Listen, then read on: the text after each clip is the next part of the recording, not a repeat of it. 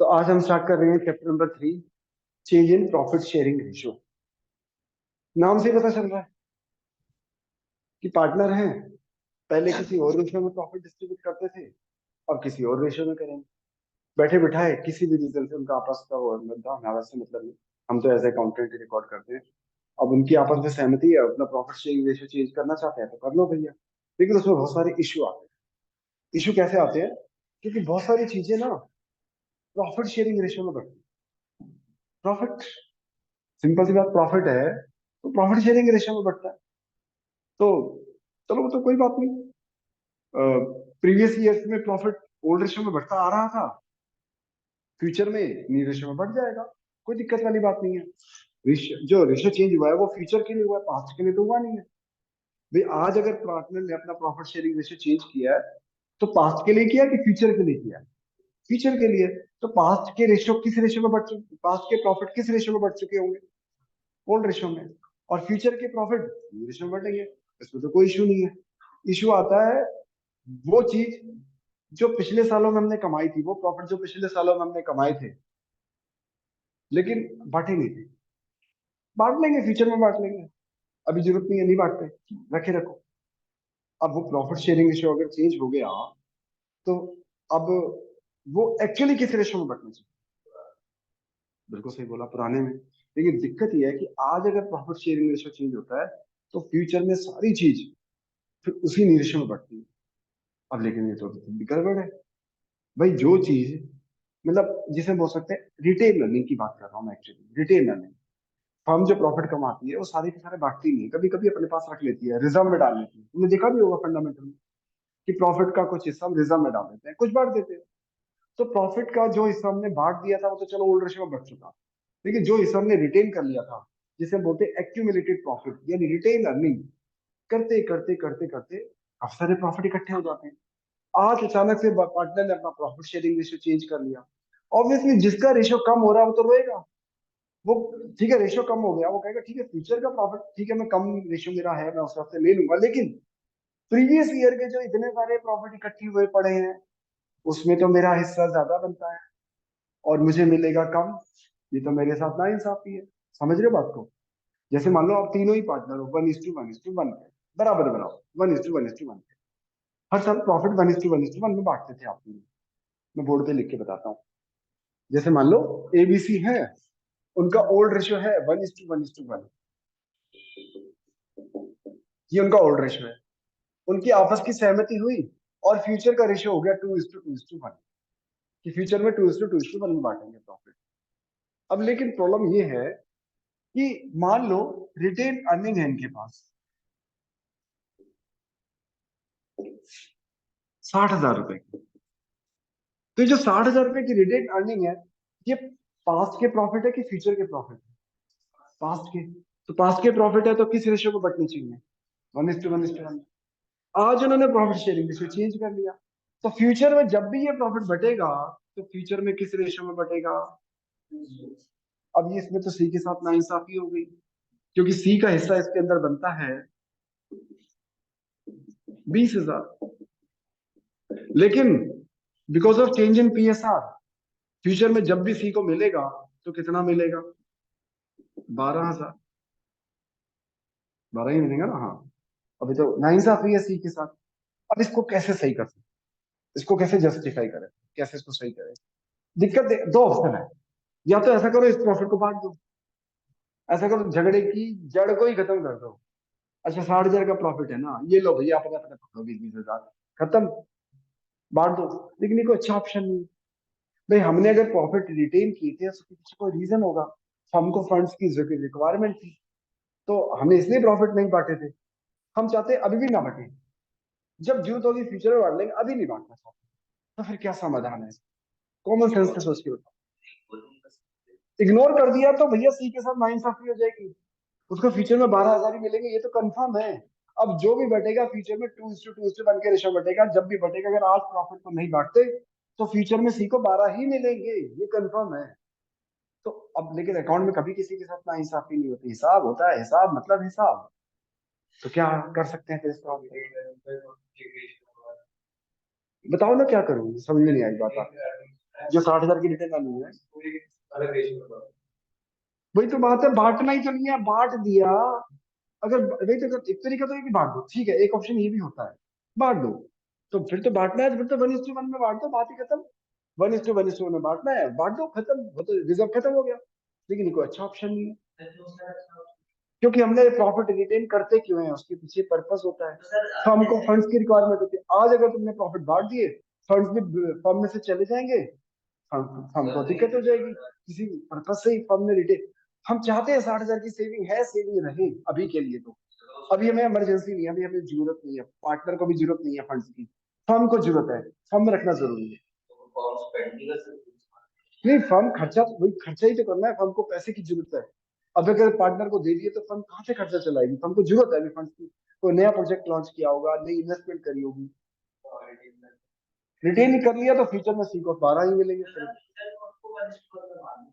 किसको, किसको, हाँ, नहीं हो सकता ना। अब आज रेशो चेंज होने का मतलब बस खत्म, अब जो भी चेंज हो फ्यूचर में जो भी बटेगा 2:1 में ही बटेगा। उसका एक तरीका है कि आज भी ए और बी से ले लो और सी को दे दो 8,000 रुपए। किसी के साथ यही तो नाइंसाफी होनी है फ्यूचर में, किसको 8,000 रुपए कम मिलेंगे। ए और बी की कैपिटल में से काट लो, अगर आप अभी कैलकुलेशन करोगे तो आप ये देखोगे ए और बी को फ्यूचर में 4-4 हजार रुपए ज्यादा मिलेंगे। क्योंकि आज अगर ए को मिलते तो कितने मिलते, आज अगर ए को मिलते तो कितने मिलते, 20,000। लेकिन because of change in PSR future में जब ए को मिलेंगे तो कितने मिलेंगे, 24,000। तो आज ही ले लो फिर, ए के साथ कोई नाइंसाफी नहीं है। ए को पता है कि इसको फ्यूचर में 20 की जगह 24 मिलेंगे, इसका बनता 20 है लेकिन मिलेंगे 24। तो आज ही ले लो, ए से ले लो, मतलब उसकी कैपिटल में से काट लो, बी की कैपिटल में से काट लो, सी की कैपिटल में जोड़ दो। सी भी खुश, ए बी भी खुश, रिजर्व भी डिस्ट्रीब्यूट नहीं हुए, ऐसा कर सकते हैं हम। हाँ, सी की कैपिटल आज ही बढ़ा दो। नहीं, बाद में जब बटेंगे ना तो यही बटेंगे, 24,000 24,000, और इसको 12,000 मिल जाएगी सी को। सी को 20 ही तो मिलने चाहिए, 8 आज मिल गए, 12 जब मिल जाएंगे जब बटने होंगे, बात खत्म। और ना ही फर्म में से रिजर्व कम हुआ, मैंने रिजर्व को छेड़ा क्या मैंने रिजर्व को डेबिट करके रिजर्व को कैंसिल किया क्या, मैंने नहीं किया, वो भी सही रहा। लेकिन ये तो बात थी रिजर्व की। सेम ट्रीटमेंट गुडविल का भी होता है। गुडविल क्योंकि इंटेंजिबल एसेट्स है, और मैंने method of valuation of goodwill में आपको बताया था कि गुडविल अगर सेल्फ जेनरेटेड गुडविल होती है, हम तो हम उसको बुक्स ऑफ अकाउंट में नहीं दिखाते, नहीं दिखाते, लेकिन वो एसेट्स है, अनरिकॉर्डेड एसेट्स है। यही मान लो रिजर्व नहीं थे, मान लो गुडविल थी, सेम यही मान लो रिजर्व नहीं थे, गुडविल थी, क्योंकि आज हमने गुडविल का ट्रीटमेंट पढ़ना है। मान लो ये रिजर्व नहीं थे, गुडविल थी। अब जो बैलेंस शीट में एसेट्स दिखी हुई हैं, उनकी दिक्कत नहीं है, दिक्कत उनकी है जो असेट्स में नहीं दिखा रखी है लेकिन है हमारे पास। जो असेट्स बैलेंस शीट में नहीं दिखाई हुई, यानी कि वो असेट्स हमारी बिकेगी और पार्टनर में पैसे बटेंगे। जो असेट्स में वो नहीं, जो गुडविल जो नहीं दिखा रखे वो है। भाई जो चीज नहीं दिखा रही उस पर भी तो हिस्सा है सबका। जो चीज नहीं दिखाई हुई असेट्स में लेकिन असेट्स है, गुडविल की वैल्यू अगर आज 60,000 रुपए है तो इसकी वैल्यू है, बिकेगी 60,000 की, लेकिन बुक्स में नहीं दिखा रखी, क्योंकि अकाउंटिंग स्टैंडर्ड 26 ये कहता है कि सेल्फ जनरेटेड इंटेंजिबल एसेट्स को बुक्स ऑफ अकाउंट में नहीं दिखाते। तो हमने दिखा नहीं रखी, लेकिन वैल्यू तो है, हम जानते हैं। और इस वैल्यू पर ये वैल्यू पास्ट की वजह से कि फ्यूचर की वजह से है, पास्ट की वजह से है। आज अगर गुडविल की वैल्यू 60,000 है तो हमने पास्ट में कुछ अच्छे कर्म किए हैं, तभी उसकी वजह से गुडविल की वैल्यू बनी है 60,000। तो इस 60,000 पर इनका जो हक बनता है एबीसी का, किस रेशियो में बनता है, अब बताओ गौर से समझ के। 60,000 रुपए पर जो हक बनता है एबीसी का, किस रेशियो में बनता है, 1:1:1 में, क्योंकि पास्ट की मेहनत का फल है, पास्ट की मेहनत। लेकिन प्रॉब्लम फिर वही है, आज गुडविल है लेकिन हमने बात दिखानी भी नहीं है, बेचनी भी नहीं है। फ्यूचर में तो बिकेगी, फ्यूचर में 60,000 की बिकेगी, तब फ्यूचर जब बिकेगी तो फिर किस रेशियो में बटेंगे पैसे, 2:2:1 में। तो फिर वही सी के साथ नाइंसाफी हो गई। भाई सी का इसमें हिस्सा बनता है 20,000, लेकिन फ्यूचर में जब गुडविल बिकेगी, जब बिकेगी तो मिलेंगे उसको 12,000, फिर वही ना, सेम सेम कहानी जैसे रिजर्व की बता रहा था मैं। तो सेम सेम ट्रीटमेंट, ठीक है, तेरे साथ नाइंसाफी नहीं करते सी, ऐसा करते ए और बी को जो फालतू मिलने हैं उससे ए और बी से लेकर हम सी को दे देंगे, ठीक है ना। तो आज हमने पढ़ना है accounting treatment of goodwill. But उससे पहले, अकाउंटिंग ट्रीटमेंट ऑफ गुडविल करने से पहले हमें कैलकुलेट करना सीखना पड़ेगा गेनिंग रेशियो और सैक्रिफाइसिंग रेशियो।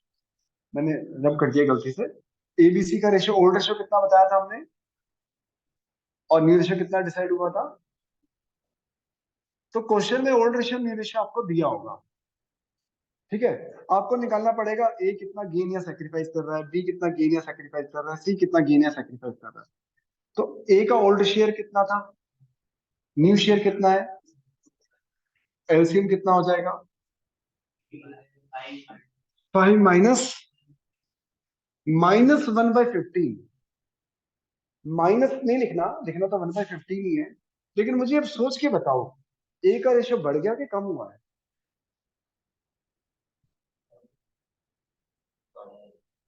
एक ही बंदा कह रहा है बढ़ रहा है, लेकिन बोल सही रहा है वो बेचारा, मैं कैसे कह दूं गलत है। बोल तो वो सही रहा है। देखो माइनस में आ रहा है आपका आंसर, यानी कि ओल्ड रेशियो बढ़ा है कि न्यू रेशियो बढ़ा है। ये है ओल्ड और ये है न्यू। ओल्ड बढ़ा है कि न्यू बढ़ा है, बोलो बोलो, ऊंचा बोलो, न्यू। किसी का न्यू रेशियो बढ़ा है तो उसने उसमें गेन किया है ना। पहले रेशियो कम था, अब ज्यादा है, तो इसलिए ये गेन कर रहा है। और सेम बी, बी का भी सेम है। हाँ ज्यादा मिलेगा तभी तो गेन किया है। 1/3 छोटा है, 2/5 बड़ा है। और अब 40% मिलेगा, ये 40% है। चलो कोई नहीं। हाँ नहीं नहीं, ऐसा कुछ नहीं। अभी सी का भी तो करना है भाई, सी का, रुक जा, सी का देखो। सी का ओल्ड रेशियो कितना है। अरे चुप, अभी बात करूंगा, इस बारे में करूंगा। सी का रेशियो कितना है, और माइनस इसका कितना आ रहा है, और इसका पॉजिटिव आ रहा है।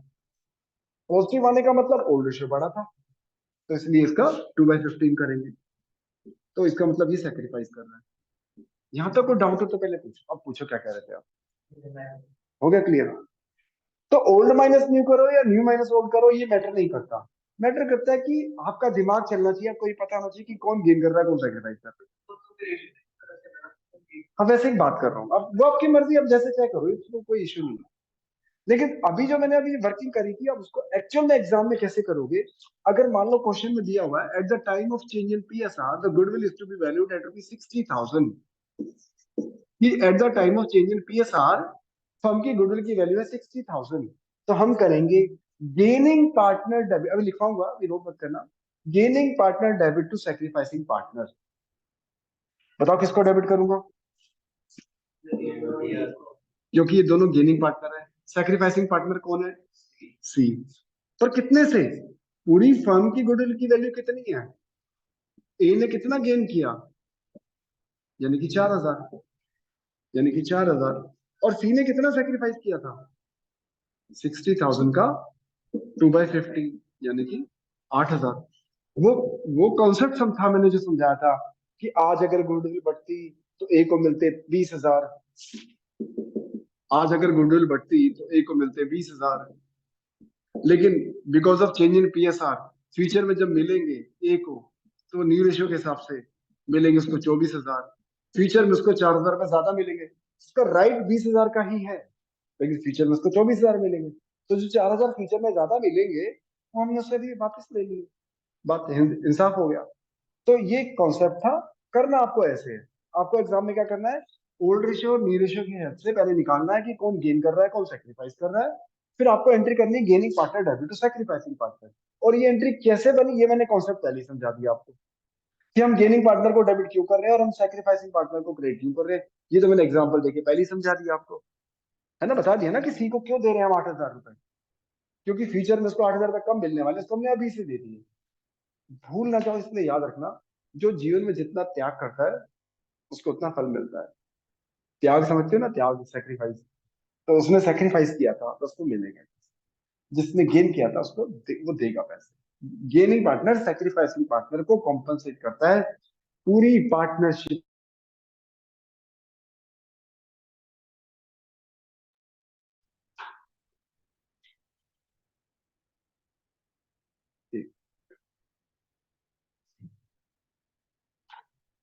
तो पूरी पार्टनरशिप में सेम टू सेम ये कॉन्सेप्ट चलता रहेगा बहुत सारे टॉपिक में।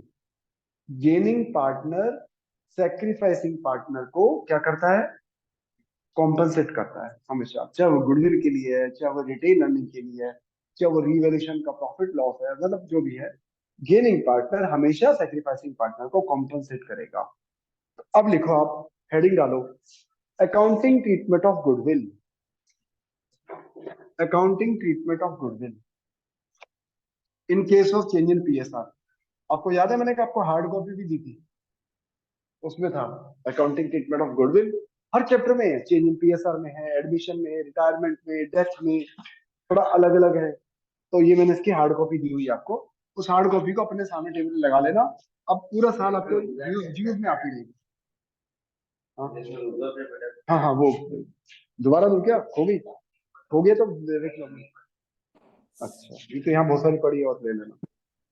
तो accounting treatment of goodwill in case of change in PSR, देख लियो। तो क्या एंट्री बताई थी मैंने इसकी, gaining partner debit to sacrificing partner,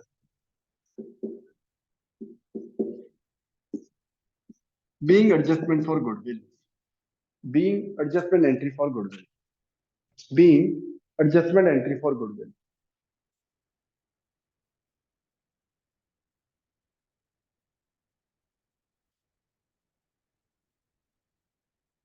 पूछो बात। जो पार्टनर गेन कर रहा है, सैक्रिफाइस कम, हमेशा गेन और सैक्रिफाइस का टोटल इक्वल निकलेगा। जैसे मैंने भी क्वेश्चन किया था, उसमें 1/15, 1/15 और 2/50 तो इक्वल ही होगा। अलग हो गया तो मतलब तुम्हारी कैलकुलेशन मिस्टेक है। कोई दे रहा है तो कोई ले रहा है, मैं किसी को दे रहा हूँ तो कोई ले भी तो रहा है, इसका मतलब ये तो हो ही नहीं सकता कि मैं दे रहा हूँ 10 रुपए, मैं अगले वाले को मिल रहा है 8 रुपए, 2 रुपए रास्ते में चोरी हो गए। वही कह रहा था कि हो सकता है एक बंदा कम गेन कर रहा हो, एक सेक्रीफाइस ज्यादा कर रहा हो, वो हो ही नहीं सकता, वो इक्वल ही है। चलो, सबने नोट कर लिया। तो पेज नंबर, क्या बता दूं, narration, being adjustment entry for goodwill, being adjustment entry for goodwill. Page number निकालो 3.3, illustration number 1, page number 3.3, illustration number 1। अब इसमें मेरे कराने का कुछ भी नहीं है, स्टार्ट करें। पार्टनर अपना रेशो चेंज क्यों करते हैं? जैसे मान लो हम 3 पार्टनर थे, अभी तक हम सब सेम टाइम दे रहे थे, सेम कैपिटल इन्वेस्ट की थी। कुछ टाइम बाद मैं कहता हूँ मेरे पास टाइम नहीं दे, मैं टाइम नहीं दे सकता, जो पैसे लगे हुए लगे रहेंगे, लेकिन मैं टाइम नहीं दे पाऊंगा। ऐसा करो रचित, तुम डबल मेहनत कर लो मेरी जगह। तो रचित कहेगा वो तो ठीक है, लेकिन पैसे मैंने भी लगा रखे, टाइम मैं डबल दूं। मैं कहूंगा तू ऐसा कर, मेरा रेशो कम कर दे, अपना बढ़ा ले फ्यूचर के लिए, अब फ्यूचर में तेरा रेशो बढ़ा देते हैं। ऐसा बहुत सारी बातें, या पैसे की जरूरत है, ये दोनों बोलते हैं सर हमारे पास तो पैसे की, सर आप ही लगाओ। मैंने कहा वाह भी वहाँ पे प्रॉफिट बराबर बराबर बढ़ रहा है, मेहनत हम बराबर कर रहे हैं, पैसा मैं लगाऊं तो मेरा रेशियो बढ़ाओ। तो बहुत सारे रीजन होते हैं जिसकी वजह से रेशियो चेंज होता है। Illustration number 1, J and B are partner in a firm sharing profit in the ratio of 2:1. It was decided by them to share future profit in, they share profit equally with effect from 1st April 2024. Calculate the sacrificing and gain ratio, old ratio भी दिया है, new ratio भी दिया है, calculate करना आपको old में से न्यू माइनस करके गेन और सैक्रिफाइस, फटाफट करो, इसे मेरे करने का कुछ भी नहीं है, जल्दी जल्दी करो। अब करने जा रहे हैं हम इलस्ट्रेशन नंबर 5, पेज नंबर 3.7 पर, इलस्ट्रेशन नंबर 5। रेडी है आदित्य? सुनो, an A and B share profit and loss in the ratio of 3:2 with effect from 1st of April 2024. They decide to share future profit in equal proportion, and goodwill of the firm is to be valued at rupees 50,000. Pass the journal entry for compensating the sacrificing partner by gaining partner due to change in PSR। फालतू की बात, goodwill की entry करनी करो। करोगे क्या? पहले journal entry का फॉर्मेट बनाओगे, क्योंकि पहले आपको ऊपर जर्नल एंट्री दिखानी है। वर्किंग नोट में नीचे आप कैलकुलेट करोगे ओल्ड रेशियो और न्यू रेशियो की हेल्प से कि कौन गेन कर रहा है, कौन सैक्रिफाइस कर रहा है, जैसे मैंने अभी क्वेश्चन कराया था बोर्ड पे। फटाफट करो, कुछ भी नहीं है, बहुत इजी चीज है।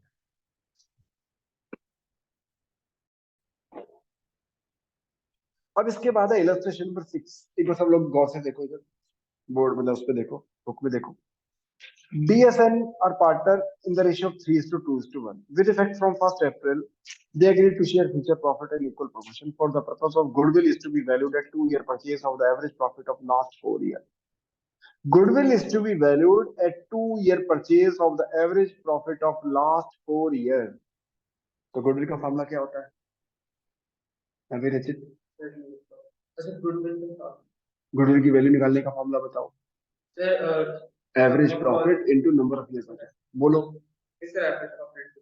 बोलो रचित क्वेश्चन नहीं किस बोला तूने वैल्यूएशन ऑफ गुडविल बता रहा बेचारा कर लो भाई चैप्टर निकल गया तो हर चैप्टर में दिक्कत आएगी। On 1st April 2021, a motorbike costing rupees 50,000 was purchased and debited to traveling expense. हमने एक मोटर बाइक खरीदी थी 50,000 की और गलती से ट्रेवलिंग एक्सपेंस से लिख दी है। थी तो असेट्स और गलती से खर्चे में रिकॉर्ड कर लिया तो क्या करोगे? प्लस करोगे माइनस करोगे प्रॉफिट में? प्लस माइनस तो पहले ही हो चुका है, खर्चे में दिखा दिया तो मतलब माइनस तो पहले ही कर दिया था। थी वो असेट्स। एक तो प्रॉफिट में 50,000 जोड़ दो, नंबर एक बात। दूसरी बात, and depreciation is to be charged at the rate of 20% per annum by straight line method. अब जब असेट्स में दिखाओगे तो डेप्रिसिएशन भी लगाना पड़ेगा और डेप्रिसिएशन प्रॉफिट में प्लस होता है कि माइनस होता है? तो माइनस होता है। तो ये प्रॉफिट डेप्रिसिएशन माइनस हो चुका है कि करना है? अभी करना है। तो 10-10 हजार का डेप्रिसिएशन लगेगा। लेकिन कब कब खरीदी थी बाइक? 21-22 में, तो लास्ट ईयर है ये। तो फिर तो बस एक ही बार माइनस होगा। अगर मान लो पहले होती तो हर साल माइनस माइनस करना, बस हो गया। एक और है हाँ। The firm also paid an insurance premium of rupees 20,000, which had already been charged to profit and loss account for all the year. क्या कह रहा है ये?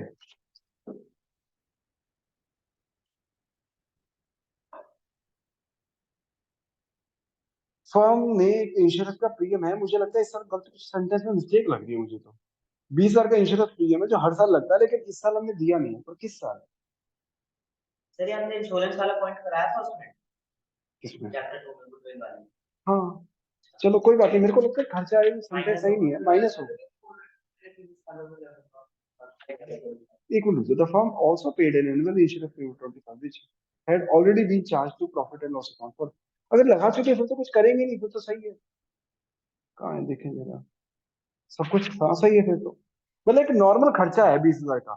इंश्योरेंस का प्रीमियम एक नॉर्मल एक्सपेंस है, हर साल लगाया हुआ है, हर साल चार्ज किया है, उसमें कोई मिस्टेक ही नहीं है। वैसे दिया होगा। हाँ वैसे दिया, कंफ्यूज करने के लिए मैं भी कंफ्यूज होगा, मुझे लगा शायद स्टेटमेंट मिस्टेक है। नया क्वेश्चन है ना, इसी सब तक मेरी नजर में नहीं आया। ठीक है जी, करो फटाफट करो स्टार्ट।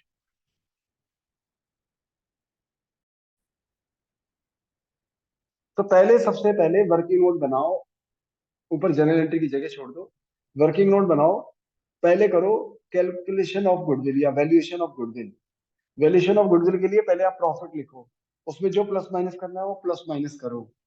एवरेज प्रॉफिट निकालो, गुडविल का फॉर्मूला लगा करके गुडविल की वैल्यू कैलकुलेट करो। गेनिंग पार्टनर कौन है, सेक्रीफाइसिंग पार्टनर कौन है, उसकी कैलकुलेशन करो, फिर जाके जनरल एंट्री होगी। चलो एवरेज प्रॉफिट निकालने के बाद वो एसेट प्लस करके प्रॉफिट। हाँ पहले प्रॉफिट निकली, एवरेज प्रॉफिट पहले निकालने से पहले पहले वो प्रॉफिट में प्लस माइनस होगा, फिर वो एवरेज प्रॉफिट निकलेगी। तो सर पीछे के डिनोमिनेटर को भी प्लस वन करेंगे? एक मिनट समझा नहीं मैं क्या कह रहा हूँ। सर जैसे ये 4 साल का है, पहले प्रॉफिट लिखो, एक का एक का तीन, फिर जो जिस प्रॉफिट में जो जो प्लस माइनस करना है वो करो। वैसे लास्ट ईयर के प्रॉफिट में ही है सीधा, लास्ट ईयर के प्रॉफिट में 50,000 रुपए पहले तो प्लस कर दो और 10,000 का डेप्रिसिएशन माइनस। बात खत्म। ये हो गया 70,000 माइनस के हैं, 70,000 माइनस में 50,000 प्लस करो, रह गया माइनस का 20, फिर माइनस का 10 और करोगे तो माइनस का 30 हो गया। तो ये हो जाएगा माइनस का 30 हो जाएगा। अब इसके बाद करना फटाफट क्वेश्चन। एक पॉइंट जो मेरे से गलती से स्किप हो गया वो था कि जब मैंने आपको अकाउंटिंग ट्रीटमेंट ऑफ गुडविल लिखवाया था तो उसमें मेरे को एक नोट लिखवाना था। अगर जगह है तो ऊपर लिख लो कहीं, जहाँ आपने रूल नोट किए थे, accounting treatment of goodwill, gaining partner, debit, sacrificing partner, उसके नीचे एक नोट लिख लो। नहीं है जगह तो भी मैनेज करके वहीं लिखो, क्योंकि दिक्कत हो जाएगी वरना बाद में कभी रिवीजन करोगे। नोट करके लिखो, if goodwill account is already exist in the books of account, if goodwill account is already exist in the books of account,